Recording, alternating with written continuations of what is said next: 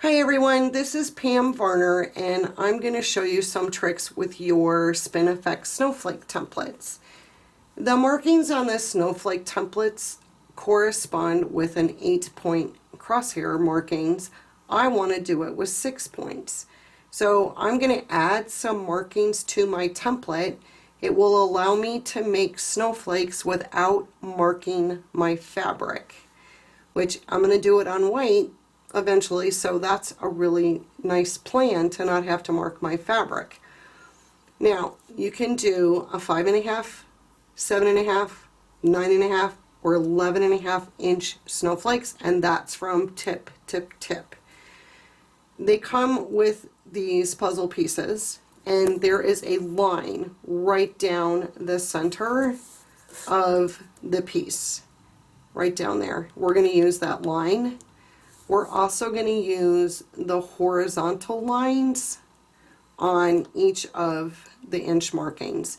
These horizontal lines are going to represent where the needle goes. So I'm going to use the 5.5 puzzle piece because it gives me a line all the way down the template, and I'm going to use that. I'm also going to use my grid glider because it has very nice horizontal and vertical markings. I'm going to put this 5.5 inch horizontal line on this horizontal line on my grid glider, and then I'm going to line up this vertical line with this vertical line on my grid glider. And you kind of have to look at it from the top. And I don't want my head to get in the way. There's also a line up here that you can line up with that. So everything is lined up. If you're afraid your template's going to move, you could tape it down. I'm now going to take my mini crosshair square. You could use the regular crosshair square to do this, but I'm using the mini. I also put stable tape on the bottom, and that's to stop the crosshair square from slipping. And then I got to thinking, wow, that's a really good idea. I should do it to all my crosshairs so that when I put it on the fabric to mark it, it doesn't move around. So I'm kind of glad I came up with that idea. Now, this is how you normally would use it in this orientation, but we're going to turn it this way because, as you can see right here, there are horizontal lines. Okay, so I'm going to line up my vertical lines with these slots, and I'm going to line up my horizontal lines with these lines on my mini crosshair square. And the stable tape kind of helps it from moving around. So I'm going to get everything lined up. I have this right in there, I have this lined up here, I have this line, and I have that line. And everything is lined up where I want it. I'm now going to take a permanent marker and I'm going to put markings right on my template.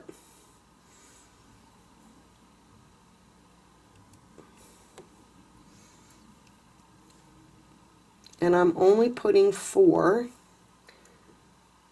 because the other 2 markings are the center and the shape itself.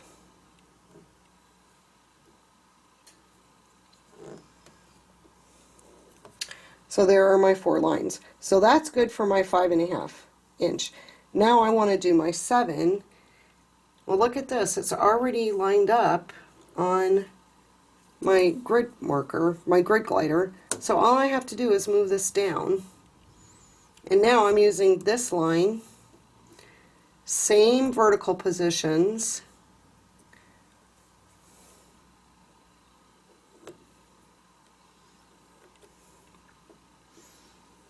and later I'm going to show you how easy it is to remove these marks.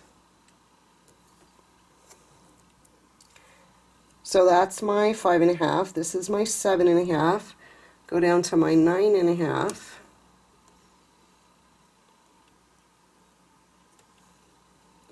And I'm going to do the same thing at the 9.5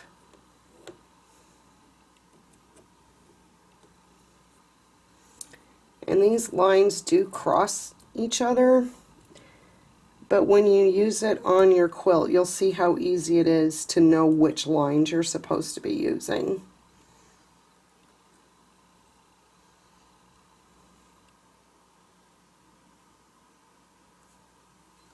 And this is the, oopsie, it moved. I don't want it to move. I moved my template. I'm going to have to put my template back online here.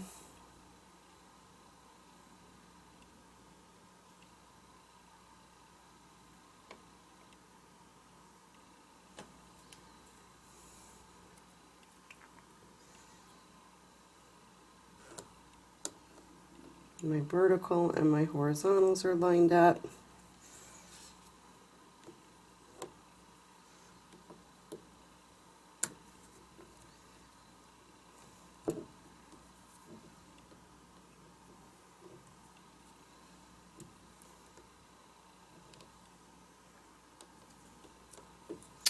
So there is my snowflake template marked, and I'm going to mark all of my templates.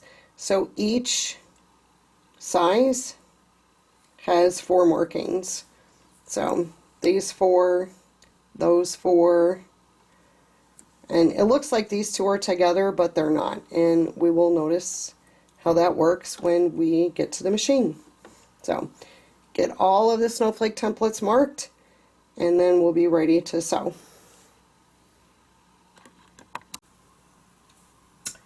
We are ready to stitch out our snowflake, and I have marked all of my snowflake templates with these lines with this 6-point crosshair square. We're going to use those lines I've made plus these horizontal lines for each one of the sizes. Now, the templates do have gates on them, little doors, and on the bottom of them they have a number. So this one here says 5.5, and that corresponds with making a 5.5 inch design. So your needle is here, right there on the 5.5 inch design. You get 4 different sizes, and you get multiples of these depending on what sets that you get of the snowflakes. And you really only need 1 of each size. So I keep the others with the bag of templates, and then when I'm making snowflakes, I just have a plastic lid here, and that is where I keep all of my pieces. You only can use 1 at a time. I also don't put tape on them because I found when I spin the templates around, this puzzle piece doesn't fall off based on its shape. So we are going to get started making our snowflakes without marking our quilt top. So I'm going to pull my thread kind of in the middle of where I want my design. So let's just say about here.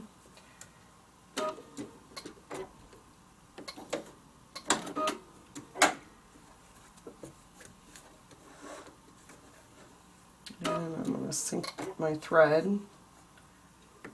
There we go. So I'm going to start off with the 9.5 inch size on this particular shape, and this is template number 5.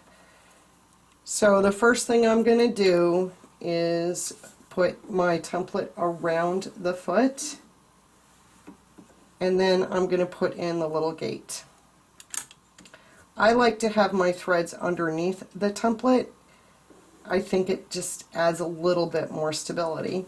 Now when I start with the snowflakes, I like to start with the template on the front half of the foot as opposed to doing it behind the foot, and when we start stitching you'll understand why, because we want to be able to see what we've stitched to use that as our reference.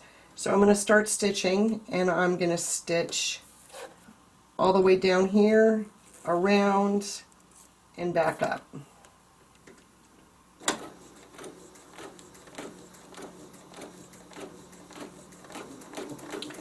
Now, once you get past the straight line and you get to the design part, you want to go a little bit slow around that little curve there. And then you can speed up if you want.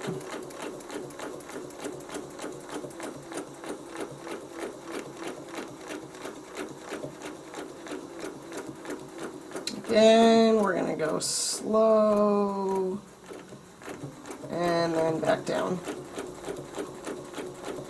And the puzzle piece is going to stop me from stitching any further. I can then spin the template because it is a Spinifex. I'm going to use this reference line here, and I'm going to set it right on top of these stitches that I just made. And that is going to give me the angle that I need for my next part of the design.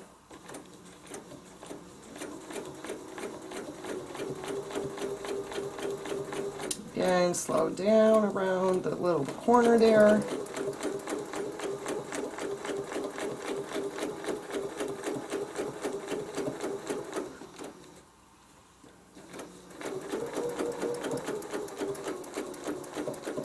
A little slow, and then go back down.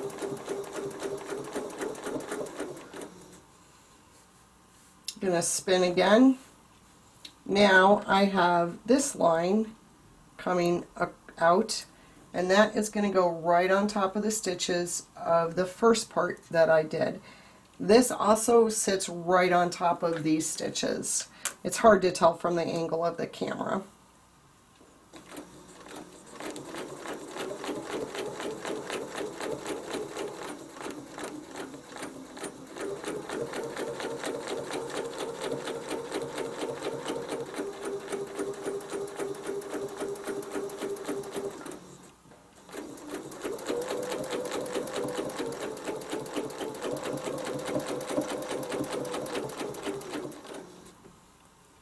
Spin again.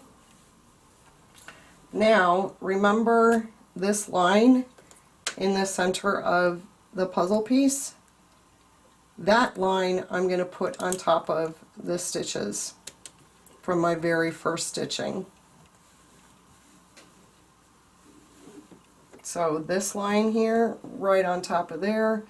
This line corresponds with these stitches, and behind the foot, the line that goes directly behind that is on top of those stitches. So no matter how big of a piece you're working on, you don't have to rotate your piece at all to stitch out this design.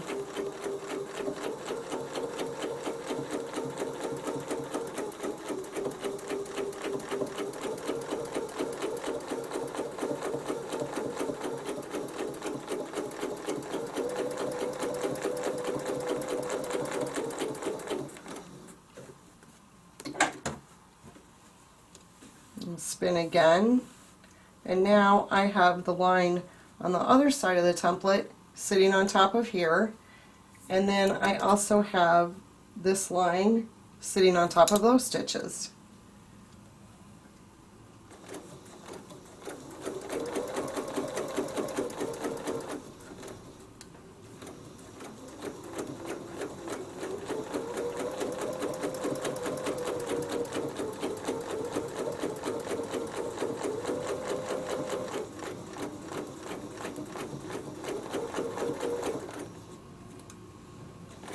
You notice when I move my hands, I stop stitching. I have found that if I continue stitching while I have to reposition my hands, sometimes I move the template. So now I'm back on this line here on top of those stitches.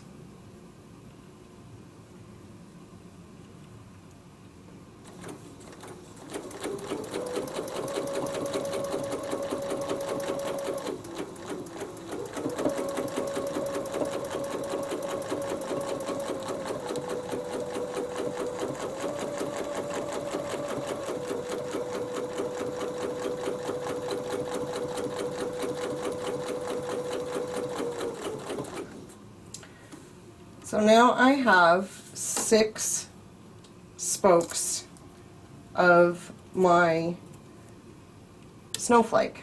I'm going to switch templates, and I'm also going to switch sizes. So I'm going to go to the 5.5, and I'm going to put 5.5 diamonds in between these spokes. So again, the template around the foot. And this time I want to go in between here. I kind of don't, like, I could guess, but we have, remember this horizontal line? I'm going to line that up on these stitches. You could line it up on any one to start, but I'm going to line it up here. And now I'm going to stitch this part, and I'm going to do the same thing going all the way around.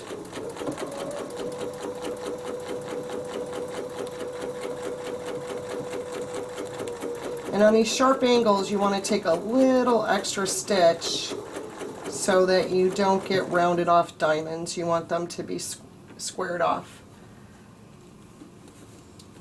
Again, turn. Now I have this line here lining up on this one that I just stitched, but I also have this horizontal line that I'm going to put on these stitches. And I just keep going until I'm done.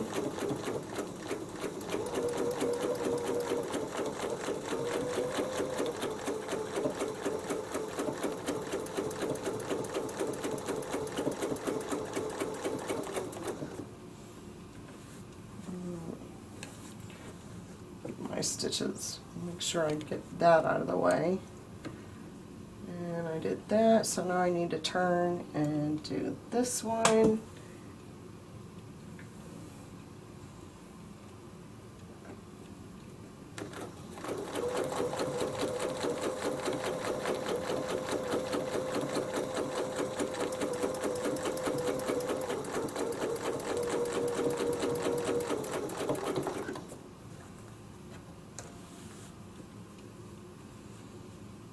Now this line on these.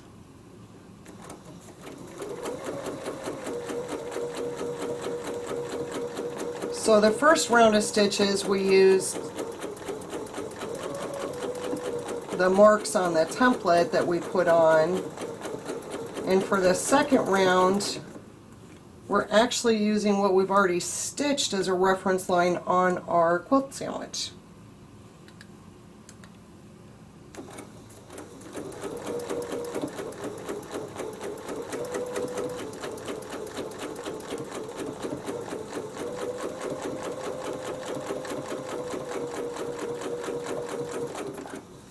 And I have one more to stitch out, and this snowflake will be complete.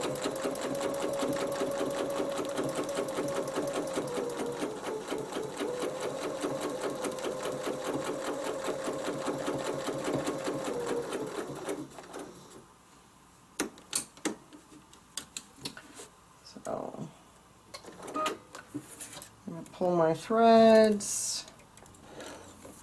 I always bury my threads.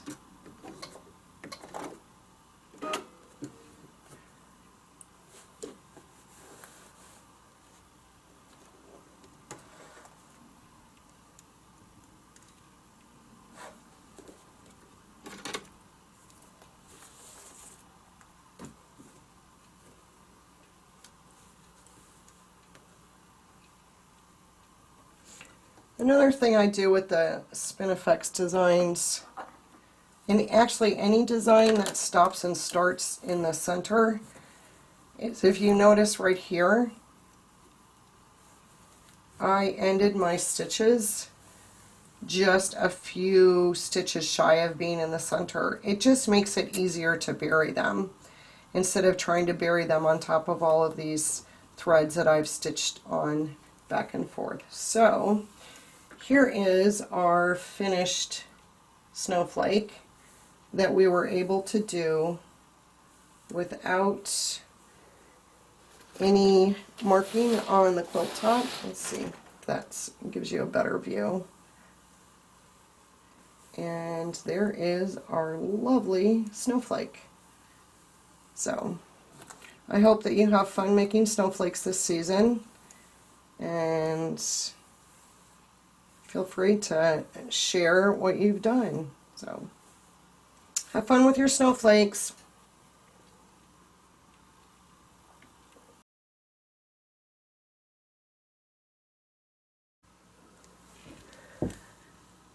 When you're all done, and if you want to get rid of the marks, alcohol will take care of that. So this is a pre-packaged alcohol wipe, and you just press kind of hard, but the marks will all come off.